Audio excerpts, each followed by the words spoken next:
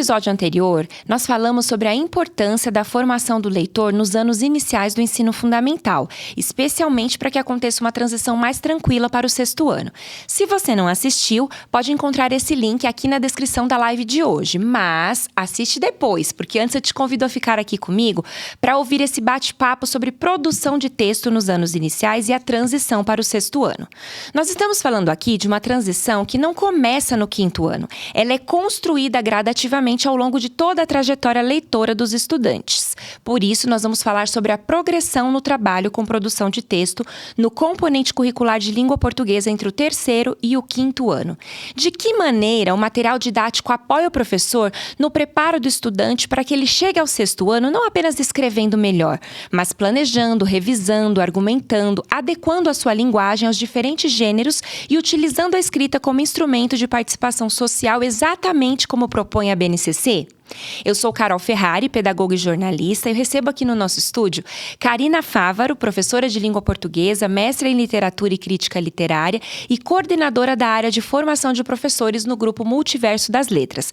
E também professora Heloísa Takazaki, especialista em ensino de língua portuguesa e autora da coleção Para Aprender Língua Portuguesa, aprovada no PNLD 2027.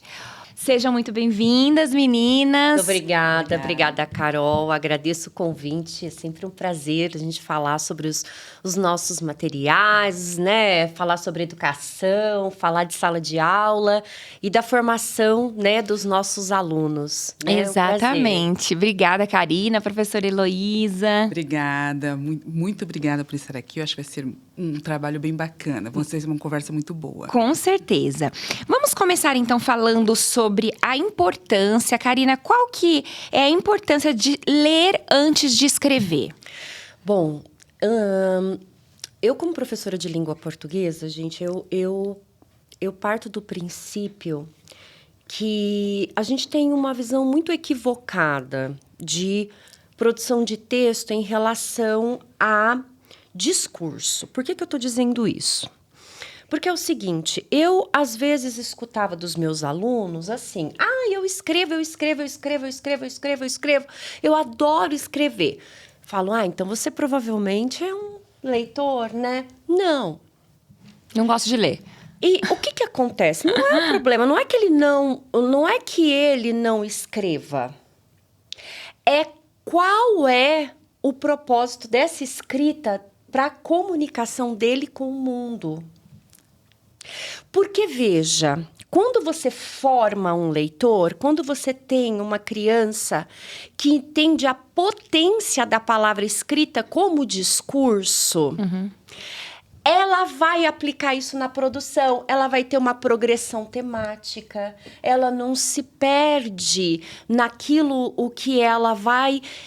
Ela pode até se propor a arriscar em outros núcleos temáticos, mas ela não sai da progressão. Então, gente, a leitura, ela é importantíssima. Não só, porque o aluno tem que ter um espelhamento. Não, mas não é só por isso. É o reconhecimento, gente. É o reconhecimento que ele vai trazer para escrita daquilo que ele significou na hora da leitura. É por isso que a formação do leitor, ela é importantíssima. Ela é importantíssima, porque ela não só viabiliza uma pessoa que sabe lidar com os vários tipos de linguagens, né? Leitura de imagem, leitura de texto, leitura de produção, de propostas, mas principalmente utilizar. Porque, gente, escrever, qualquer um pode sair escrevendo.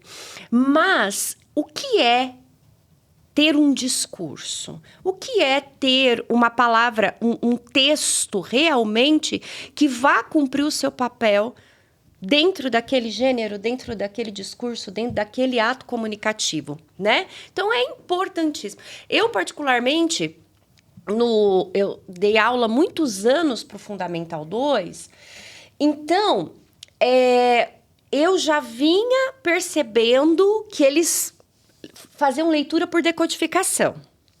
Leu, entendeu, reconheceu a palavra, alguns contextos reconhecia, mas a leitura mesmo, analógica, muitas vezes metafórica, de um trecho ou de outro, ou até mesmo do título. O título era metafórico.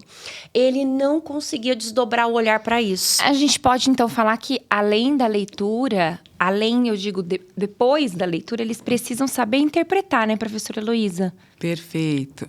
A decodificação é uma das etapas da leitura, Exatamente. sem dúvida nenhuma. Então, conhecer o beabá, ele é importantíssimo, muito, né? Mas, é claro, a criança, o estudante, ele precisa aprender a desvelar significados.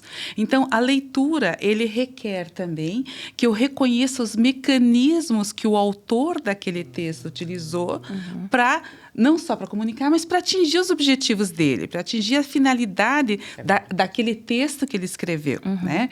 Então, sem dúvida nenhuma, ler não é só decodificar, mas ler é principalmente encontrar sentidos, significados e descobrir que mecanismos foram utilizados para atingir determinados objetivos.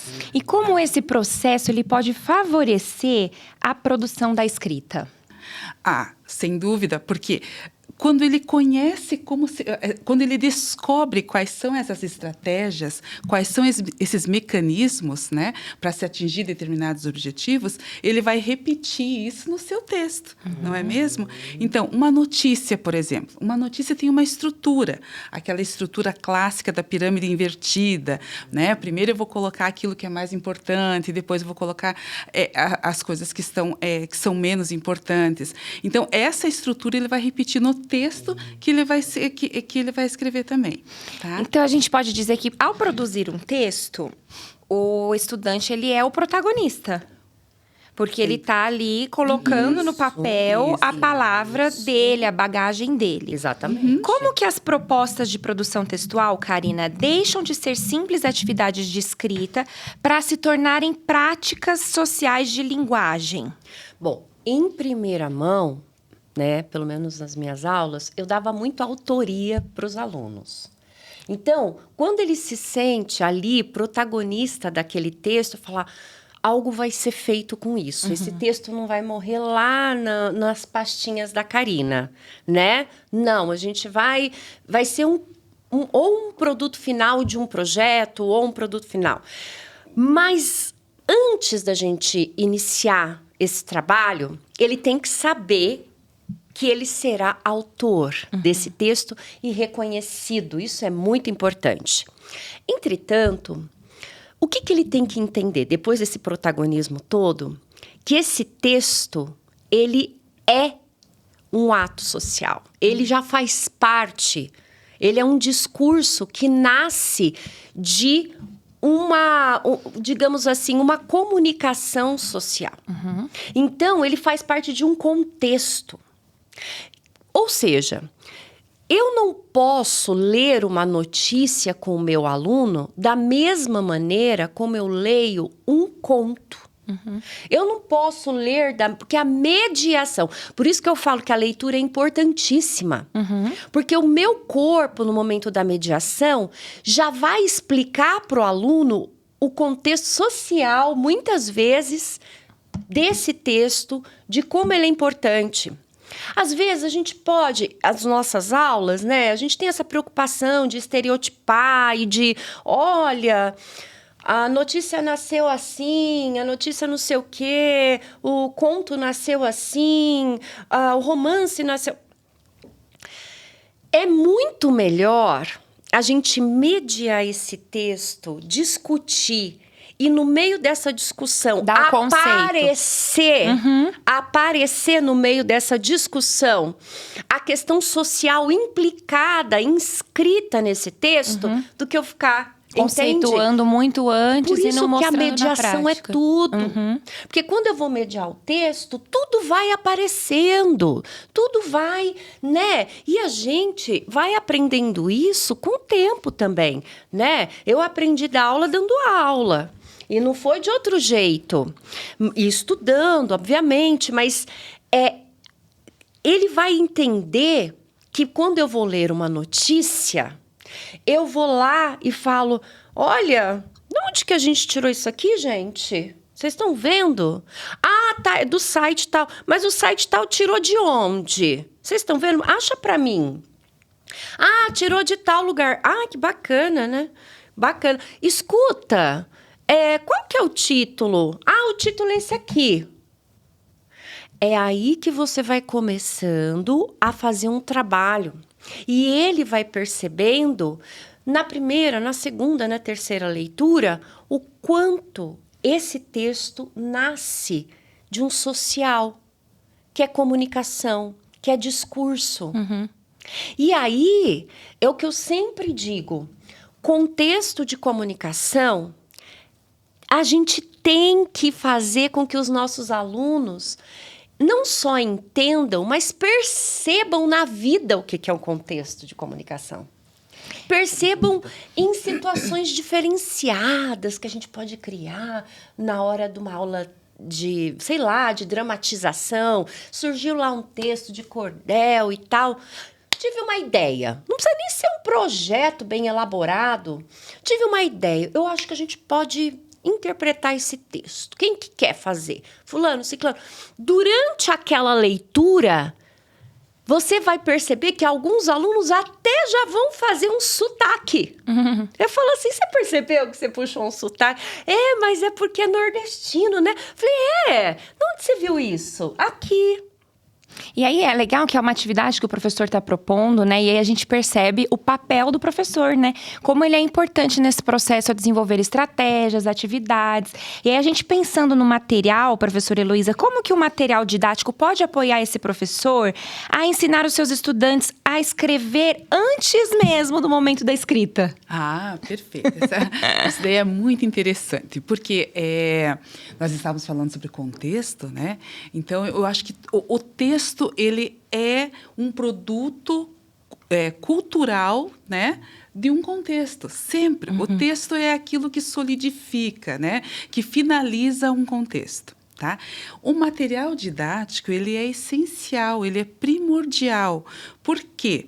Porque eu tenho ali um repertório grande de gêneros textuais, modelares, né? Ou seja, eu tenho modelos de texto ali para que o meu aluno, que pode guiar o meu aluno, não só o meu aluno, como o professor também, tá?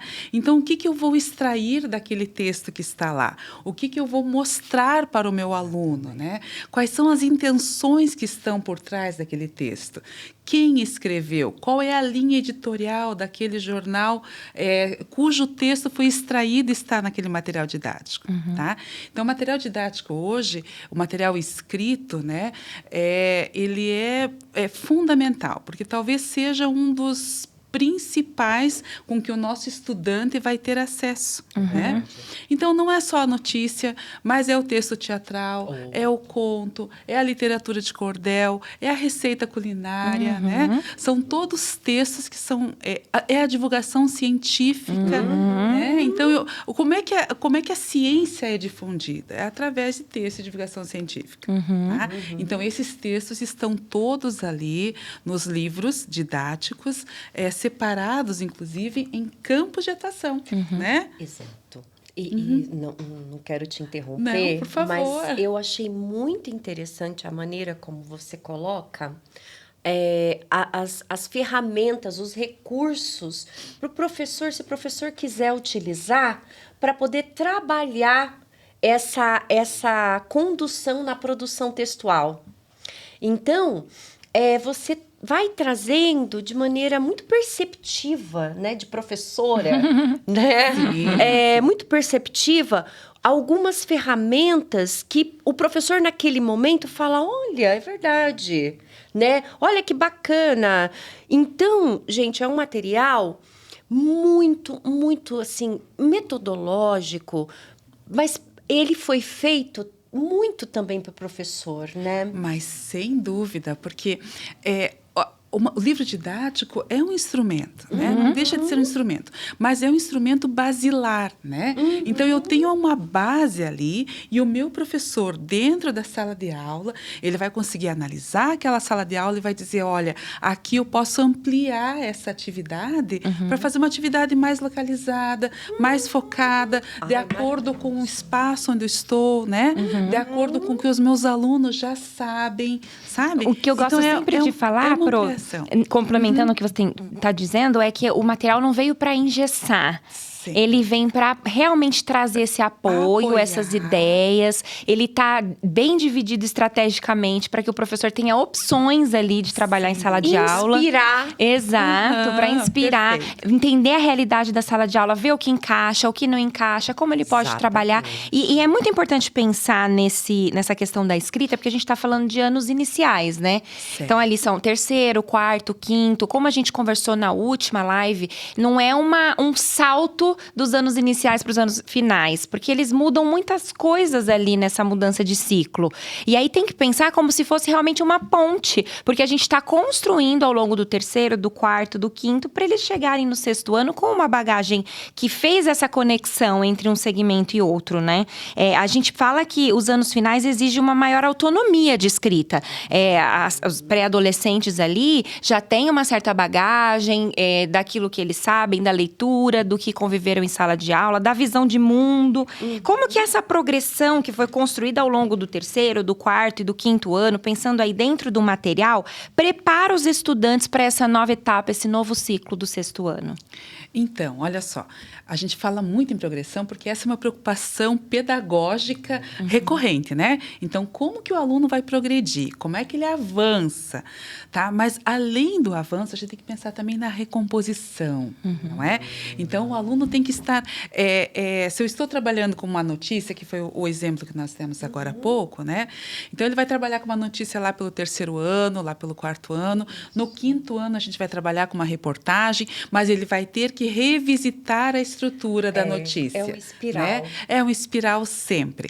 Então, eu tenho que estar sempre trabalhando com recompor e avançar, recompor e progredir, sempre, continuamente, isso desde o terceiro ano, até para que essas bases de gêneros textuais, de gêneros discursivos, estejam bem sólidas para quando ele chegar ao sexto ano, para que ele possa, no sexto, sétimo, oitavo e nono, trabalhar com questões de linguagem mais aprofundadas, né? Então, eu vou trabalhar com outros mecanismos, outras estratégias, como é que a linguagem é usada para persuadir, para convencer, para informar e, às vezes, para desinformar também, né?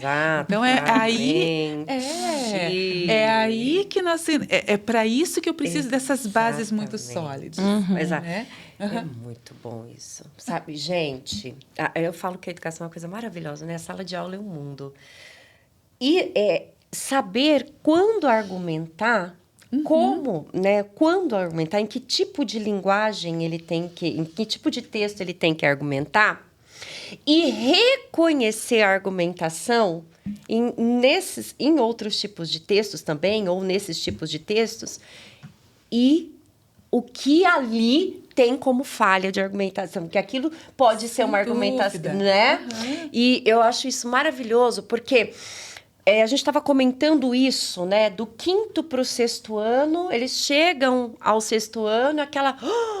meu Deus, não vi nada, né? Como se não tivesse visto, imagina, pro do quinto, do quarto, do terceiro, fizeram trabalhos lindos, projetos maravilhosos, mas parece que dá esse A mesma coisa acontece no ensino médio, né? Sem dúvida. Então, aí você sai do nono ano, primeira série. Isso tudo para dizer que quando você faz um trabalho em espiral, como você diz aqui, o aluno, quando ele chega à primeira série do ensino médio, eu vou apresentar uma reportagem, um trecho de uma reportagem, ele já fala assim, mas isso aí é fake news. Isso, pra gente, é muito maravilhoso. Fantástico. Por quê? Porque ele sabe que houve falha não só naquela informação, mas a maneira como o argumento se coloca é muito frágil. Sem dúvida, Então, sem dúvida. isso é muito... Por isso que esse trabalho espiral que a Elô faz aí, desde o 3º, 4º e 5º, é um trabalho muito, muito coerente para que esse espiralar dos textos, dos gêneros, né, dos tipos de textos, eles vão se amarrando para que esse aluno consiga realmente ter aí como que eu posso dizer, uma firmeza quando ele for escrever, quando ele for reconhecer um texto. Eu acho que ele vai estar mais preparado para isso. Esse é o objetivo, né? Da gente apresentar aqui a coleção para que os professores saibam que existe esse trabalho, tanto de progressão como de recomposição. A gente sabe que você é uma das autoras, né, da coleção. Sim. Então, eu queria que você contasse qual é o diferencial, o que você enxerga de diferente que pode ajudar o professor, que pode apoiar o professor e, consequentemente, ajudar no desenvolvimento dos alunos. Eu acho que essa coleção ela foi pensada, muito pensada, para apoio de professor mesmo. Então, além de eu ter para os alunos um guia ali, um roteiro passo a passo de leitura, né? Eu tenho também de produção de texto. As produções de texto, elas... isso é muito antigamente, né? Não na nossa... mais ou menos na minha época, não na de vocês, né? Então, era assim, a produção de texto era uma redação, Exato. né? Que a professora chegava e pedia para Colocava que o se tema. escrever assim, olha, vamos escrever hoje sobre esse tema, né? A régua, minhas férias, Exato. ou algo assim, né? Então, ó, o tema do poema é esse, né? Mas, o que acontece é que a gente sabe que a produção de texto, ela precisa de um interlocutor possível, ela precisa de uma situação, ela precisa de um porquê escrever, para quem escrever e como escrever, que o como tem a ver ali com os gêneros textuais, né?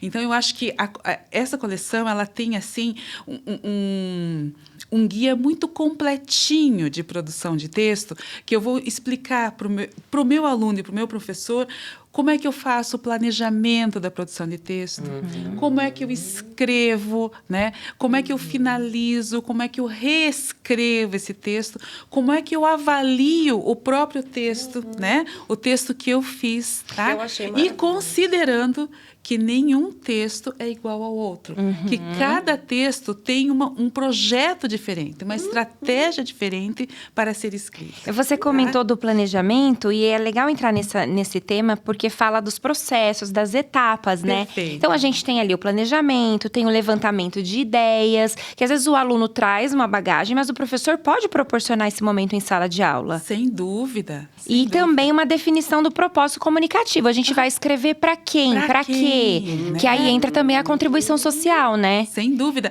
porque você escreve sempre com um motivo, né? Ninguém... Ou eu posso escrever, inclusive, para mim mesma, para eu poder me entender. Mas não é? existe propósito. Mas, gente, sempre vai ter um propósito, sempre vai ter um objetivo, uma finalidade. Tá? Escrever sem finalidade, ou escrever simplesmente para que o professor corrija, né, não é um propósito. Né? Então, eu tenho que ter uma finalidade social ali. Lembrando que o texto é um produto social situado num determinado contexto.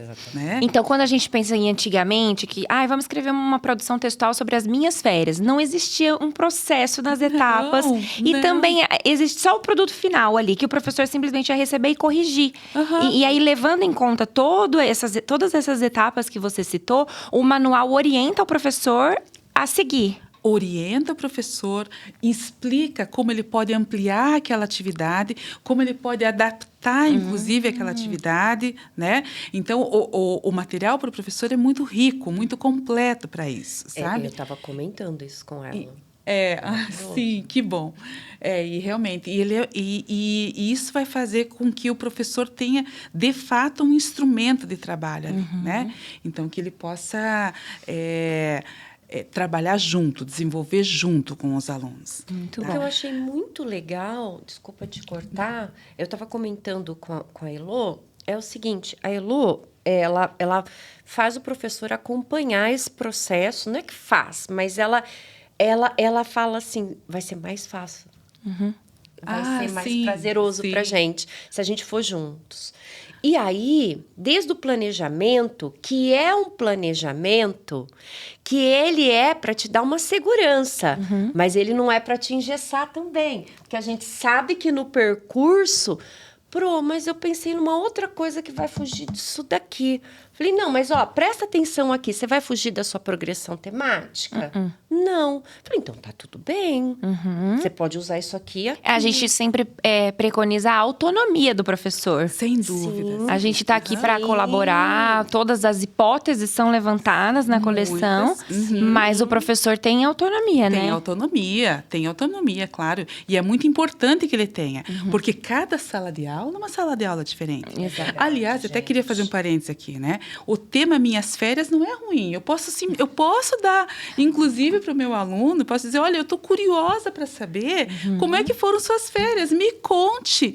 Aí é uma produção, né? Com propósito. Então, tem um propósito ali. Exatamente. Sabe? E o aluno também pode vir a sentir prazer em escrever como foi, né? Ou pode inventar, sabe? É o contexto. É o contexto, é a Aí forma você como apresenta o contexto. Isso.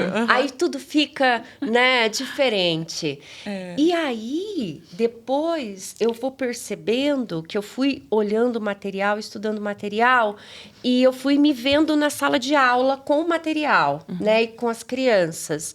E aí eu vou percebendo que a Elo, ela vai trazendo pra gente, para nós, professores, rubricas. Então, o aluno, na hora dele fazer essa segunda versão do texto, digamos assim, ele passa por um tipo de autoavaliação em relação a quê? Peraí, como é notícia, será que eu coloquei direitinho ali? Deixa eu voltar. Porque é uma etapa muito importante também na produção textual, a autoavaliação, né? Será que eu fugi do tema? Porque não... Peraí, deixa eu ver. Não. E aí tem a oportunidade também de eu não sei se seria essa palavra, professora, me corrija, refazer ou pegar aquela produção. Isso. É uma refacção. Por quê? Porque, como se diz, a produção de texto, ela sempre vai ser diferente, né? Sim. Então, sempre vai ser uma produção de texto diferente. Veja, eu não escrevo uma peça teatral da mesma maneira que eu escrevo uma notícia ou uma receita culinária ou uma carta, né? Então, é claro que a autoavaliação ali, que a avaliação que o aluno vai fazer do próprio texto, tem a ver com o gênero que está sendo pedido para ele. E com a temática também, claro, né? Então, sem dúvida. Porque aí a gente pensa que ele tem a chance de rever o próprio texto. Claro. E dentro daquele gênero, talvez fazer aqui as adaptações e ter um outro caminho. Ter um outro olhar para o próprio texto. Exatamente. Né? Um olhar Ele guiado. tira, exato. Isso, é um olhar guiado. É aqui, eu saio dessa ótica e eu venho para essa. Como é que ele faz esse deslocamento? A Elo, ela vai conduzindo que essa atividade, ela vá tendo esse deslocamento de olhar do aluno, e isso tem abraça muito, é muito amalgamado com as habilidades da BNCC para cada ano série, né? Para que o aluno reconheça, sim, a sua autoria, mas que essa rubrica que ele tem que aplicar, ela tenha que ter uma ótica diferente. Uma guia.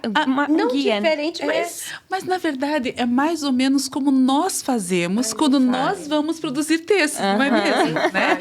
Então, às vezes, a gente escreve uma carta, um bilhete. Meu Deus, eu tenho que escrever uma mensagem aqui de aplicativo e tal, né? Sim. Você vai ler um monte de vezes, Antes de dependendo enviar. da intenção que você Exato. quer, antes de enviar, não é O que verdade? o texto está Exato. querendo dizer? Será que a pessoa vai entender será de que ela tal vai entender jeito? de outra maneira, né? É uma preocupação. Então, é uma preocupação. Então, o que nós estamos ensinando ao nosso aluno de terceiro, quarto e quinto ano é que preocupações ele deve ter com cada gênero que ele vai escrever, né? E isso vai fazer com que ele compreenda quais são as especificidades daquele gênero, daquele contexto, para que lá no 6º ou 9º ano ele possa se preocupar com a linguagem, né?